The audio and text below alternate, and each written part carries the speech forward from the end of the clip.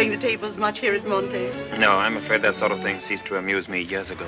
The world may have been at war, but these men ensured that not all was doom and danger. You hear what he said? Welcome to WatchMojo.com, and today we're counting down our picks for the top 10 decade-defining actors of the 1940s. Wait, my friend, there's a million dames in this world, and they all look like her. For our series on the top 10 decade-defining male actors per period, we've made our choices based on a combination of their commercial success, their box office scores, their productivity, their awards, and how they helped set the tone and raise the standard in Hollywood for the era. Thank you. Number 10.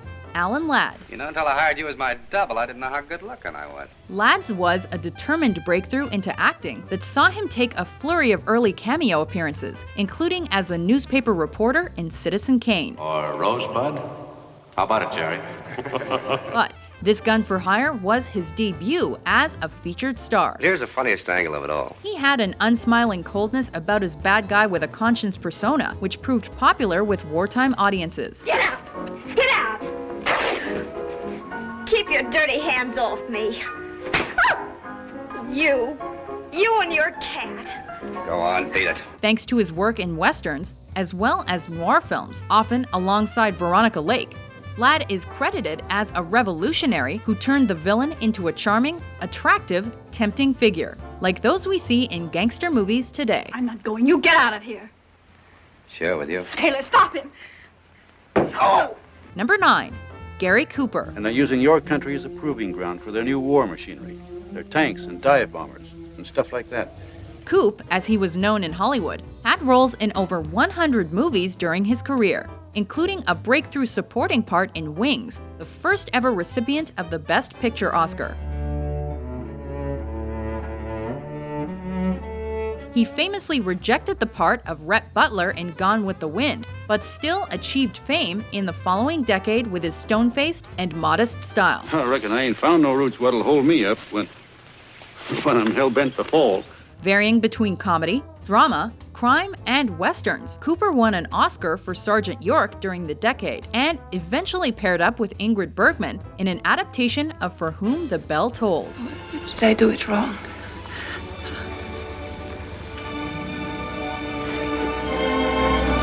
Number 8. Robert Mitchum. You know, Don Darrow, it'd give me a great deal of personal pleasure to break every bone in your body. Goofing off down there was one thing. Up here it's another. Now get out of here before I kick the... Wait! A tough upbringing led to a steely on-screen character for Mitchum, who achieved much of his fame within the film noir genre. However, it was an early non-noir, 1945's The Story of G.I. Joe, that yielded his first and only Oscar nomination. Well, it's your funeral. That kicked off a career full of Western anti-heroes and soldiers. But it was in noirs like Crossfire and Out of the Past where he truly shined. Monty's a liar. What makes you believe his story? It just happens to be the only story I've got. He became known as the tough yet sensitive male who must resist his femme fatale, a forerunner of the film noir victim. Who says? They? Never heard of him. Number 7. Bud Abbott and Lou Costello. The gentleman buys 10 ties. How can he sell ties that cheap? We ain't got no overhead. We haven't even got a license to sell these ties. At 7, we have 2. Hey, Cabby, step on it. We're trying to get away from a cop. Oh, yeah? These actors are impossible to separate, seeing as they formed the most prolific double act of their time. Put that down. Put it. Well, it's a put-up job. It's a frame-up. I never saw this stuff before in all my life. They found fame and saved Universal Pictures from bankruptcy in the process by starring in World War II flicks, Buck Privates, and In the Navy. Oh, boy. Oh, boy. Oh, boy. Their success was built around Abbott playing the straight man and Costello playing the Joker, a combination that enabled them to become one of the highest-grossing acts throughout the Second World War. Are you the spirits of the two traitors?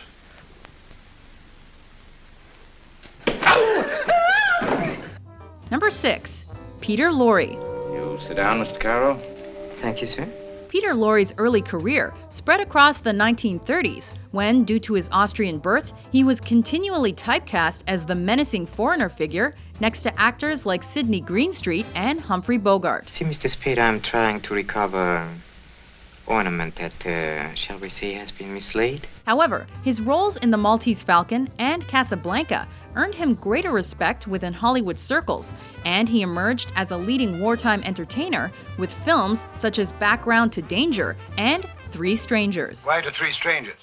Well, that's perhaps because in the Orient the three is the symbol of the life principle, like with us the seventh. Indeed. How did you know that? Oh, I've managed to collect here and there some useless bits of information. Post-World War II, his career took a downturn, but Laurie's legacy had already been written. You despise me, don't you?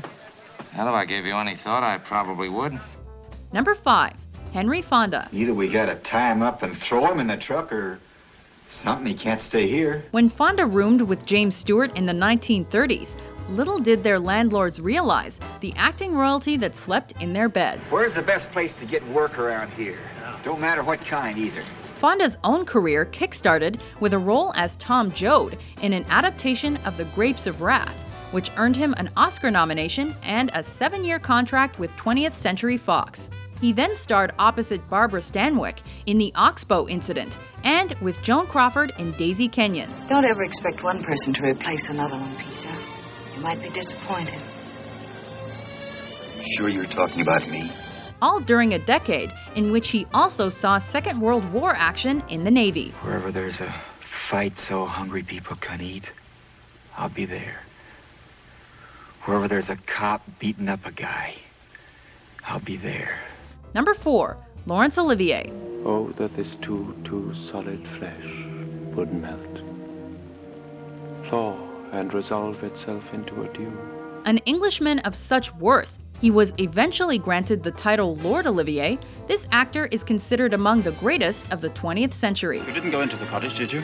Yes, the door. Well, don't go there again, you hear? Well, why not? Because I hate the place, and if you had my memories, you wouldn't go there or talk about it or even think about it. Roles in Rebecca and Wuthering Heights, as well as a complicated relationship with actress Vivien Leigh, meant that Olivier entered the decade as megastar material. In peace, there's nothing so becomes a man as modest stillness and humility.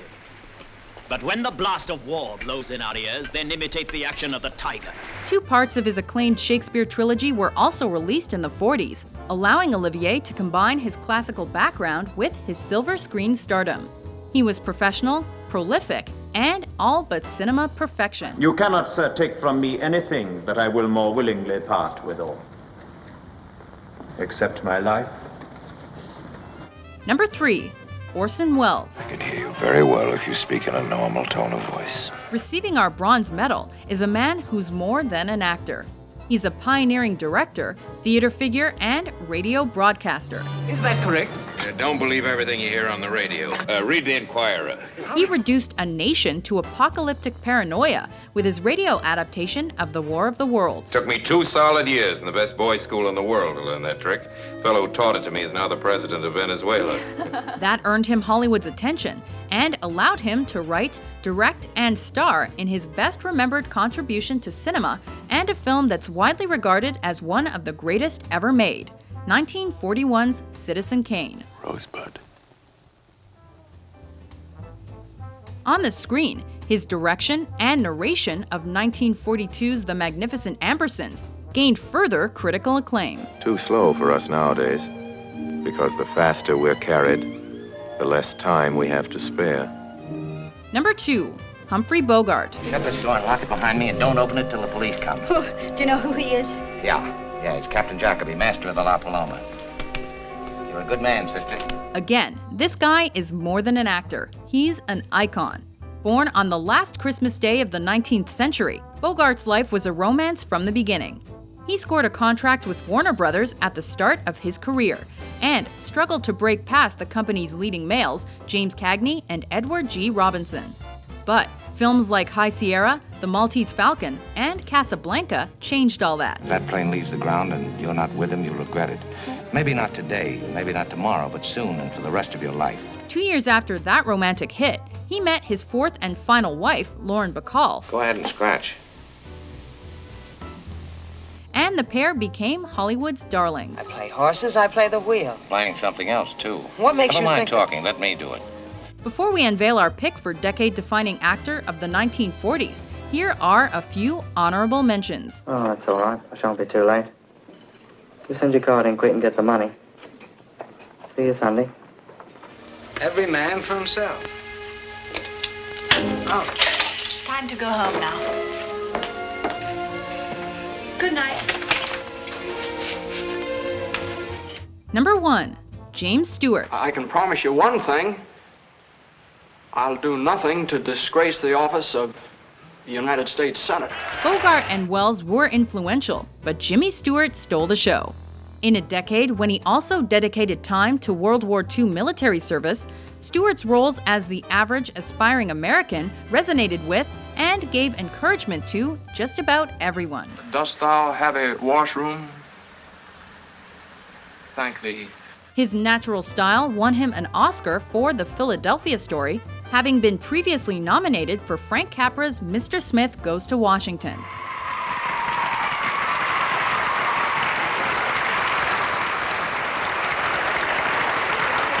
However, he found everlasting fame as George Bailey in It's a Wonderful Life, a captivating performance in a Christmas classic. His was the highest standard during one of Hollywood's highest points. This is where Cinderella gets off. Now you hurry back to the ball before you turn into a pumpkin and 6 white mice. Goodbye. Do you agree with our list? Which 1940s actor do you think is the most iconic? Kick the... Wait! Tell him you're gonna dig latrines for every man in this company from here to Rome. For more classic top 10s published every day, be sure to subscribe to WatchMojo.com.